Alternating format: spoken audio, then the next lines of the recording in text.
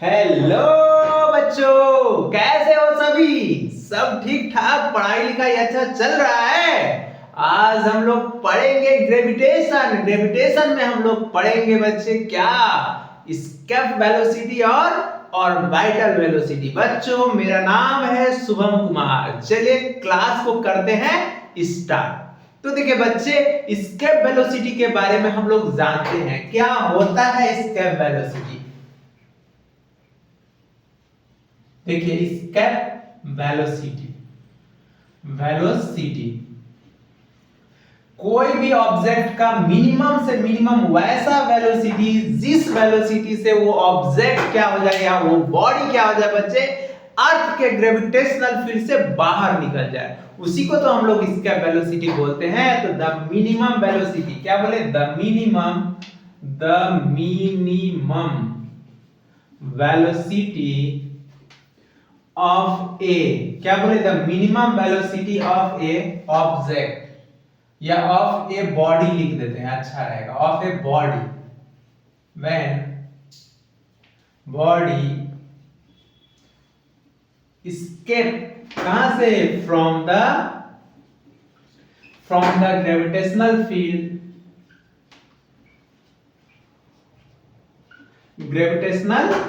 from the gravitational field is called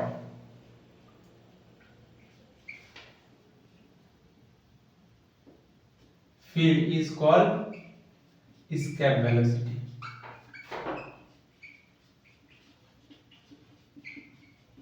क्या बोले बच्चे? वैसा मिनिमम वेलोसिटी कोई भी बॉडी का या कोई भी ऑब्जेक्ट का जो ऑब्जेक्ट अर्थ के ग्रेविटेशनल फील्ड से बाहर निकल जाए, उसको हम लोग स्केप वेलोसिटी बोलते हैं।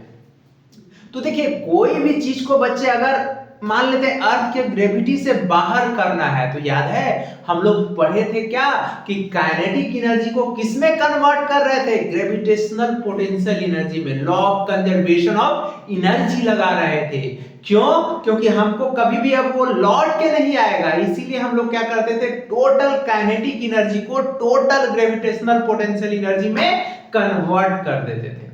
आया बात समझ में? मतलब law of conservation of energy आया बात समझ में, वो लगाते थे। और कोई भी ऑब्जेक्ट को अगर अर्थ के ग्रेविटेशनल फील्ड में रखना है और अर्थ के ऑर्बिटल पे मूव कराना है बच्चे, तब वहां पे सेंटीपीटल फोर्स और ग्रेविटेशनल फोर्स को बैलेंस कर दीजिए, तो वो हो जाएगा।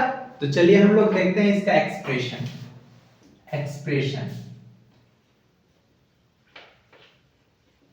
देखिए एक्सप्रेशन, तो देखिए ग्रेविटेशनल पोटेंशियल एनर्जी का एक्सप्रेशन बच्चे हम बताए हुए, आए बात समझ में? वो बताए हुए हैं, बस यहाँ पे हम लोग law of conservation of energy के बारे में लगाएंगे। देखिए ये अर्थ है, मान लेते हैं।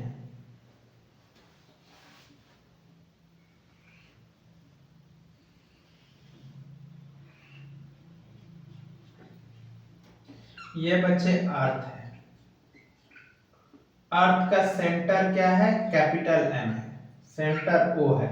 इसको हम लोग मान लेते हैं ना अर्थ के ग्रेविटी से बाहर फेंक रहे हैं।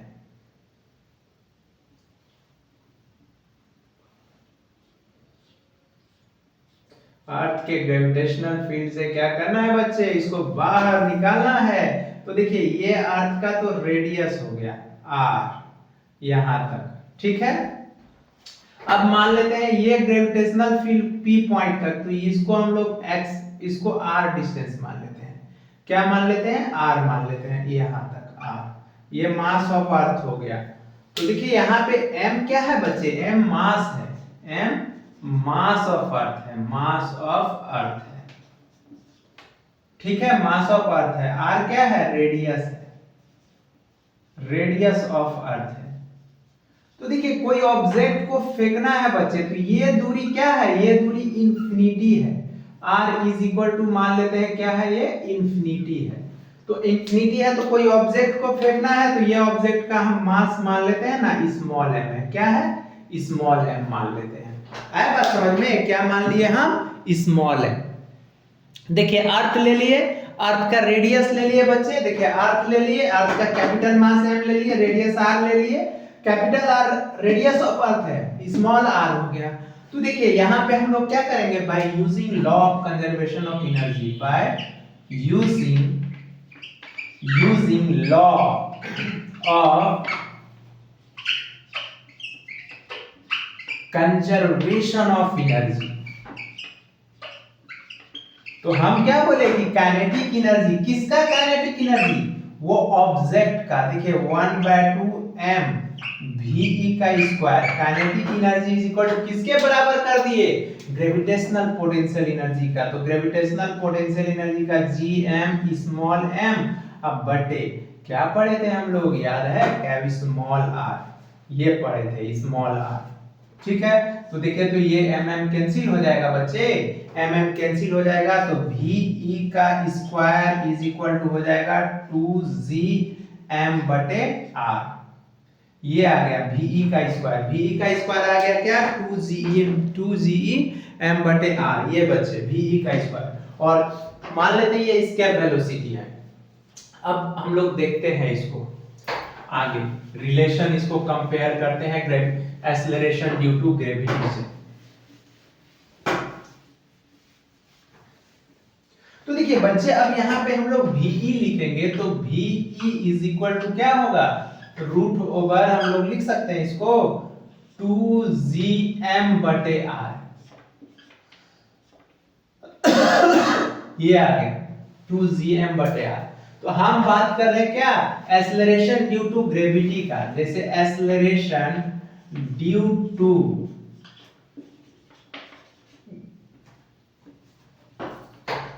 ग्रेविटी का, कहां पे? एट P पे। देखिए बच्चों हम लोग एक्सेलरेशन ड्यू टू ग्रेविटी का P पे बात कर रहे हैं, P पे। तो एक्सेलरेशन ड्यू टू ग्रेविटी का फॉर्मूला क्या पढ़े थे? G is equal to capital G मतलब universal gravitational constant into mass of earth बटे r का होल स्क्वायर। तो यहां से Gm निकालेंगे तो Gm is equal to Gr square आ जाएगा। देखिए Gm is equal to Gr आ गया। तो हम लोग क्या किए? By using law of conservation of energy किए। तो काइनेटिक एनर्जी क्या कर दिए? बराबर कर दिए ग्रेविटेशनल पोटेंशियल एनर्जी के। क्योंकि हम लोग जानते हैं कि कोई भी ऑब्जेक्ट अगर ऊपर जाता है बच्चे, ऊपर जा रहा है तो वहां पे काइनेटिक एनर्जी किसमें कन्वर्ट होते जा रहा है? ग्रेविटेशनल पोटेंशियल एनर्जी में। उसका हाइट बढ़ते जा रहा है ना। और कोई भी चीज को ऊपर से नीचे फेंकते हैं तो हाइट घटता जाता है और काइनेटिक एनर्जी बढ़ता जाता है। मतलब ग्रेविटेशनल पोटेंशियल एनर्जी कन्वर्ट होता जाता है काइनेटिक एनर्जी में। तो उसी तरह यहां पे हुआ है। ठीक है, अब देखिए इसका वैल्यू हम लोग पुट कर लेते हैं। तो VE इज इक्वल टू, तो V देखिए तो VE is equal to root over, तो देखिए तो G क्या हो जाएगा? Gr स्क्वायर अब बटे r। देखिए तो ये कैंसिल, तो VE बराबर क्या आ गया? 2Gr आ गया। तो देखिए एस्केप वेलोसिटी का बच्चे दो फॉर्मूला आया। एस्केप वेलोसिटी का क्या क्या? दो फॉर्मूला आया। देखिए VE is equal to root over 2Gm बटे r और is equal to root over 2Gr, ये आ गया V एस्केप वेलोसिटी। अब हम बात करते हैं ना बच्चे कि at the surface of earth पे, यहाँ अर्थ के सरफेस पे हम बात करते हैं। अर्थ के सरफेस पे क्या होगा इसका वैल्यू, ये आप लोग को याद रहेगा क्या होगा? रूट ओवर 2Gm बटे r और रूट ओवर 2Gr। अब हम लोग बात कर रहे हैं at the surface of earth पे। देख रहे हैं ना क्या कि एक्सेलरेशन ड्यू टू ग्रेविटी निकाले, यहां से Gm का वैल्यू Gr स्क्वायर निकाल के पुट कर दिए। अब देखिए हम लोग at the surface of earth पे बात कर रहे हैं।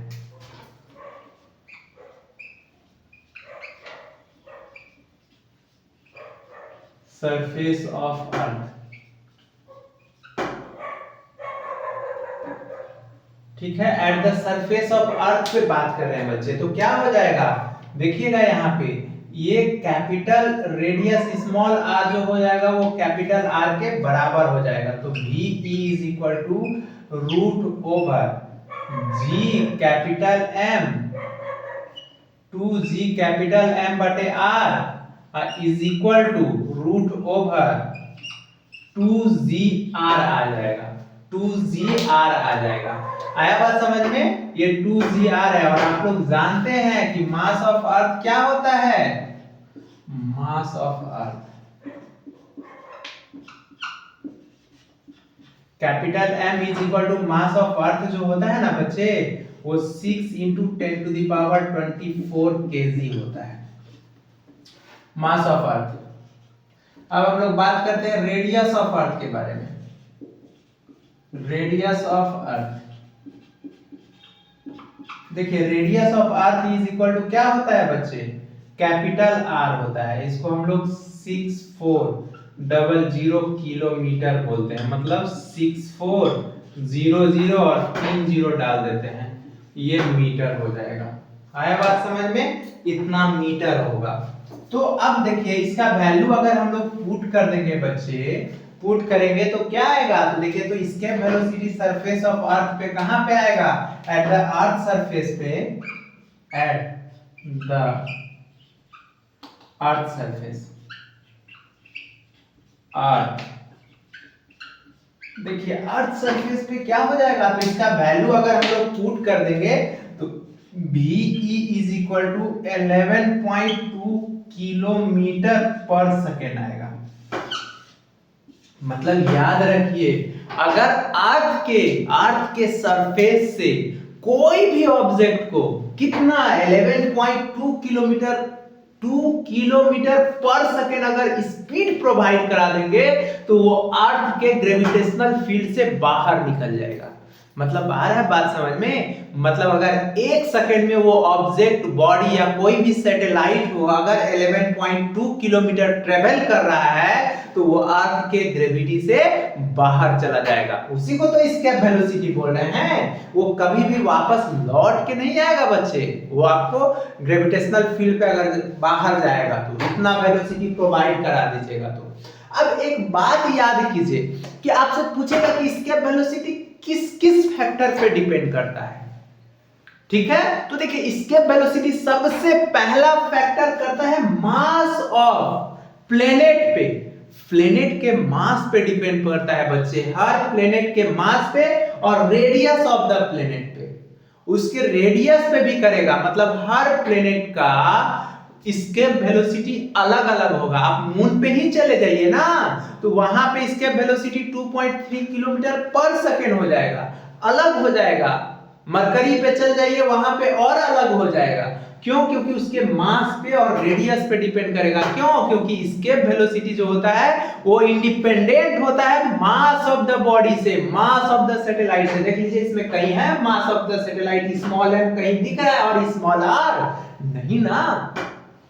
तो याद रखिए कोई भी सैटेलाइट, कोई भी बॉडी, कोई भी ऑब्जेक्ट जितना बड़ा हो उस पे डिपेंड नहीं करेगा। वो करेगा तो प्लेनेट के मास पे, प्लेनेट के रेडियस पे। 3 फैक्टर हो गया। चौथा फैक्टर, अगर मान लेते हैं कोई 2 सैटेलाइट है, 2 सैटेलाइट है बच्चे, एक सैटेलाइट को 30 डिग्री पे प्रोजेक्ट किया जा रहा है और एक सैटेलाइट को 90 डिग्री पे प्रोजेक्ट किया जा रहा है वर्टिकली अपवर्ड। तो कौन पहले निकलेगा? तो दोनों पहले निकलेगा। 30 डिग्री हो, 60 डिग्री हो, 0 डिग्री हो, 45 डिग्री हो, कितनों सैटेलाइट को कोई भी एंगल पे फेंक दीजिए और अगर इतना वेलोसिटी आप प्रोवाइड करा दिए 11.2 किलोमीटर पर सेकंड तो अर्थ के ग्रेविटी से, ग्रेविटेशनल फील्ड से बाहर चला जाएगा, क्योंकि वो एंगल ऑफ प्रोजेक्शन पे डिपेंड नहीं करता है। आया बात समझ में? एंगल ऑफ प्रोजेक्शन पे डिपेंड नहीं करता है। क्लियर है? है बात? क्योंकि वो अर्थ के ग्रेविटी से बच्चे कितनों भी एंगल पे दे फेंक दीजिएगा वो निकल जाएगा। तो देखते हैं हम लोग, चलिए तो लिखते हैं फैक्टर ऑन विच इसका velocity depends on.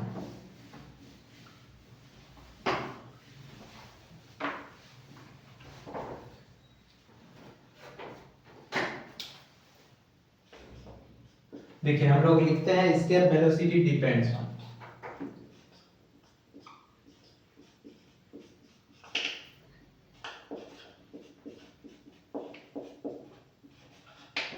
escape velocity depends on first point पे। देखिए escape velocity फर्स्ट पॉइंट पे क्या डिपेंड करेगा बच्चे? मास ऑफ द सैटेलाइट पे। मास ऑफ द प्लेनेट पे। दूसरा क्या बोलेगा बच्चे,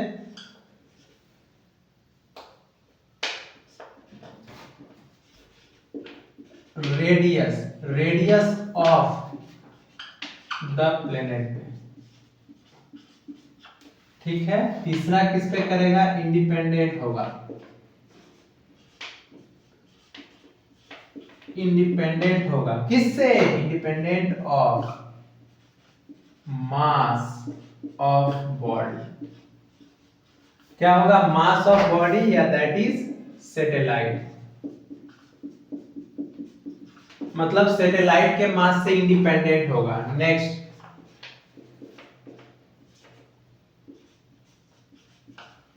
इंडिपेंडेंट होगा, क्या होगा बच्चे, इंडिपेंडेंट होगा एंगल ऑफ प्रोजेक्शन से। किससे, एंगल ऑफ प्रोजेक्शन से, एंगल ऑफ प्रोजेक्शन से, एंगल ऑफ प्रोजेक्शन से, इससे इंडिपेंडेंट होगा। आ रहा है बात समझ में। जैसे कि कोई अगर मान लेते हैं ये सैटेलाइट अगर हम दिखा लिए, मान लेते हैं एक सैटेलाइट को यहां से ना मान लेते हैं इससे 30 डिग्री पे फेंका गया, ये एक सैटेलाइट को मान लेते हैं यहां से 90 डिग्री पे फेंका गया, ये VE और ये VE है। तो दोनों जो होगा 90 डिग्री पे जो फेंका गया होगा, जो 90 डिग्री पे मतलब VE एट VE थीटा बराबर 90 डिग्री जो होगा वो VE बराबर थीटा बराबर कितना 30 डिग्री होगा। क्यों, क्योंकि एस्केप वेलोसिटी जो होता है बच्चे एंगल ऑफ प्रोजेक्शन पे डिपेंड नहीं करता है। क्लियर है, क्या बोले, एस्केप वेलोसिटी किस पे डिपेंड करेगा, पहला number mass of the planet पे, दूसरा रेडियस ऑफ द प्लेनेट से, तीसरा independent of mass of the body या सैटेलाइट होगा। मतलब ये कि प्लेनेट अलग अलग प्लेनेट पे अलग अलग एस्केप वेलोसिटी। क्लियर है, नहीं भूलेंगे इसको। अब हम लोग बात करते हैं ऑर्बिटल वेलोसिटी का। क्यों, क्योंकि अर्थ के ग्रेविटी से तो फेंक दिए, वो तो बाहर निकल गया, अब अर्थ के ग्रेविटी पे, अर्थ के ऑर्बिट पे मूव कराना है, तो उसको मूव कराने को हम लोग क्या बोलते हैं, ऑर्बिटल वेलोसिटी। तो हम लोग बोलेंगे, पढ़ेंगे ऑर्बिटल वेलोसिटी। तो याद रहेगा, कोई भी पूछेगा कि कोई भी ऑब्जेक्ट या सैटेलाइट को अर्थ के ग्रेविटेशनल फील्ड पे वापस नहीं लाना है तो कितना वेलोसिटी देना पड़ेगा, 11.2 किलोमीटर पर सेकेंड, 11.2 किलोमीटर पर सेकेंड। अब हम लोग बात करते हैं ऑर्बिटल वेलोसिटी। ऑर्बिटल वेलोसिटी, ठीक है बच्चे, इसको हम लोग V0 से लिखते हैं, V0 ऑर्बिटल वेलोसिटी, V0। तो क्या होता है orbital velocity, the velocity of A satellite, क्या बोले, the velocity of A satellite, the velocity required, the velocity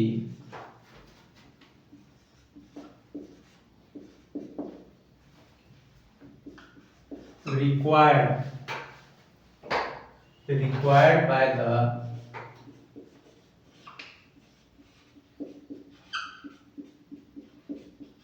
satellite,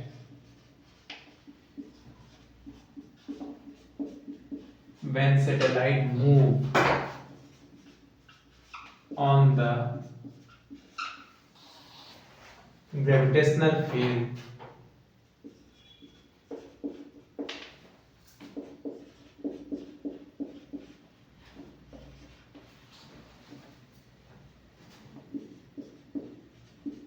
क्या बोले, the velocity required by the satellite when satellite क्या मूव करेगा, कहां पे, ऑन द ग्रेविटेशनल फील्ड में या in the gravitational field, is called, क्या कहलाएगा, ऑर्बिटल वेलोसिटी। तो इसका एक्सप्रेशन देख लेते हैं बच्चे, एक्सप्रेशन।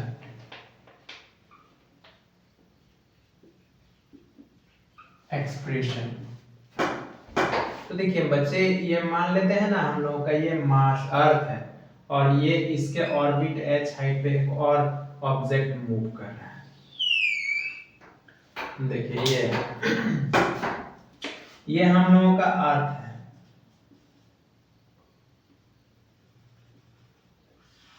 इसका रेडियस बच्चे r है, अर्थ का रेडियस। और ये दूरी जो है ये h है। तो ये दूरी कितना हो जाएगा सेंटर से?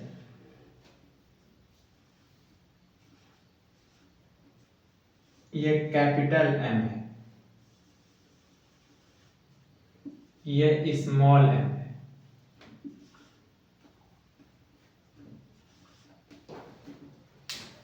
ये दूरी बच्चे कितना हो गया? ये दूरी r प्लस h हो गया। ये दूरी ये दूरी r प्लस, ये मास ऑफ सैटेलाइट है, ये मास ऑफ सैटेलाइट है। और ये क्या है? मास ऑफ अर्थ है, ये रेडियस ऑफ अर्थ है। आया बात समझ में? इतना हाइट पे। अब देखिए कोई भी सैटेलाइट को हम लोग को क्या करना है? अर्थ के ऑर्बिट पे मूव कराना है, अर्थ के ऑर्बिट पे। तो यहाँ पे क्या होगा? लिखेंगे when satellite is in equilibrium, when satellite is in equilibrium, equilibrium में है बच्चे। तो क्या होगा? ग्रेविटेशनल फोर्स जो होगा सैटेलाइट का वो सेंट्रीपिटल फोर्स के बराबर हो जाएगा। तो इसका ग्रेविटेशनल सेंट्रीपिटल फोर्स क्या पढ़े थे? Mass of satellite into velocity या बटे रेडियस, हाइट कहां से? सेंटर ऑफ अर्थ से।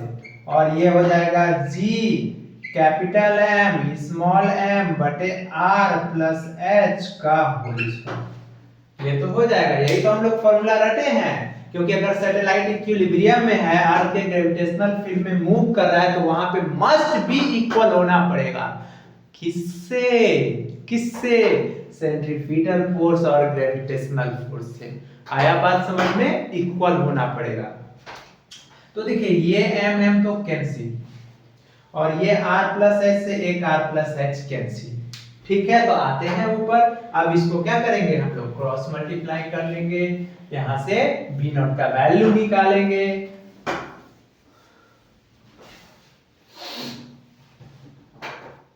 तो देखिए यहां से हम लोगों का v नॉट का स्क्वायर इज इक्वल टू क्या होगा? g कैपिटल M बटे r प्लस h। तो v nought is equal to ये आ गया g कैपिटल M बटे r प्लस h। ये आ गया बच्चे ऑर्बिटल वेलोसिटी का। आया बात समझ में? अब मान लेते हैं कि व्हेन सैटेलाइट मूव कर रहा है, कहां पे? On the surface of earth पे। व्हेन सैटेलाइट मूव कर रहा है on the surface of earth पे।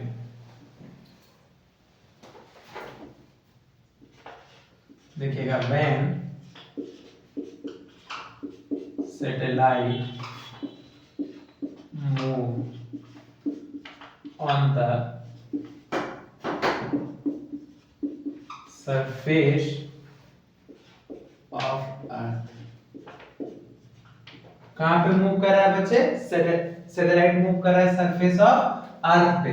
तो देखिए सरफेस ऑफ अर्थ पे अगर सैटेलाइट कोई मूव कर रहा है बच्चे, तो उस केस में h इज इक्वल टू क्या हो जाएगा? 0।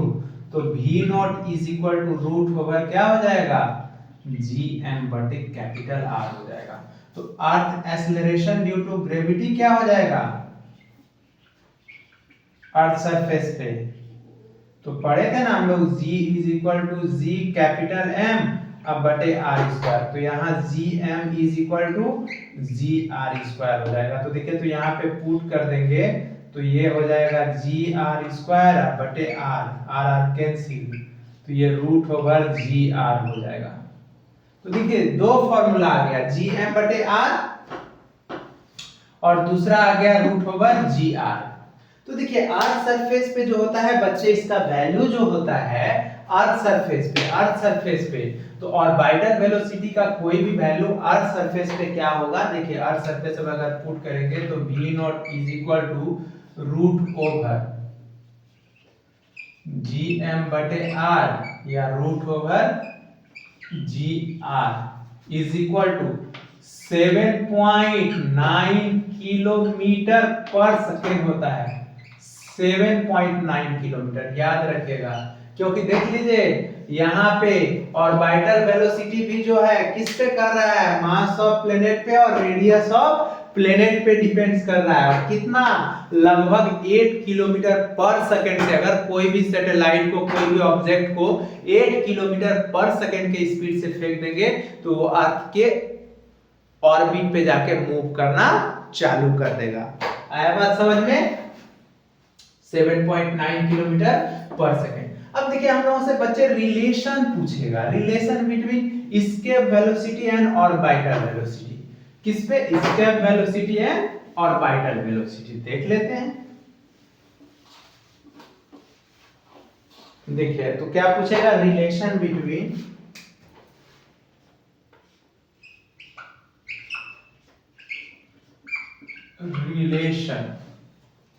Relation between escape velocity and orbital velocity। देखिए ऑर्बिटल वेलोसिटी लिखा रहा है नाम, लेकिन है ये स्केलर क्वांटिटी ऑर्बिटल वेलोसिटी। तो देखिए हम लोग जानते हैं बच्चे क्या होता है, VE बराबर, अभी देखें हम लोग, रूट ओवर 2gm बटे r, या हम लोग देखें रूट ओवर 2gr। तो देखिए तो यहाँ पे हम लोग इसको लिख सकते हैं VE इज इक्वल टू, देखिए तो रूट 2 gm बटे r, या इसी को root 2 into root over gr। तो देखिए तो gm बटे r और रूट ओवर gr क्या है यहाँ पे, देखिए तो v नॉट है, तो VE is equal to root 2 times जो होगा वो क्या होगा, v नॉट होगा। याद हो गया? मतलब अगर कोई बोलेगा कि एस्केप वेलोसिटी और ऑर्बिटल वेलोसिटी में क्या रिलेशन है, तो बोलेगा कि एस्केप वेलोसिटी जो होता है वो रूट 2 टाइम्स होता है किसके, ऑर्बिटल वेलोसिटी के। अगर आपको ऑर्बिटल वेलोसिटी मान लेते हैं 10 मीटर पर सेकंड दिया हुआ है, तो एस्केप वेलोसिटी पूछेगा कोई सैटेलाइट का, तो 10 रूट 2 मीटर पर सेकंड हो जाएगा, उसको रूट 2 से मल्टीप्लाई कर देना है। ये कहां का है, सरफेस ऑफ अर्थ का। तो देखिए बच्चे ग्रेविटेशन में हम यहीं तक रहते हैं, क्योंकि हम लोग एस्केप वेलोसिटी और ऑर्बिटल वेलोसिटी पढ़ लिए। आप लोग अपना अच्छे से ख्याल रखिए, तब हम मिलते हैं नेक्स्ट लेक्चर में। Thank you.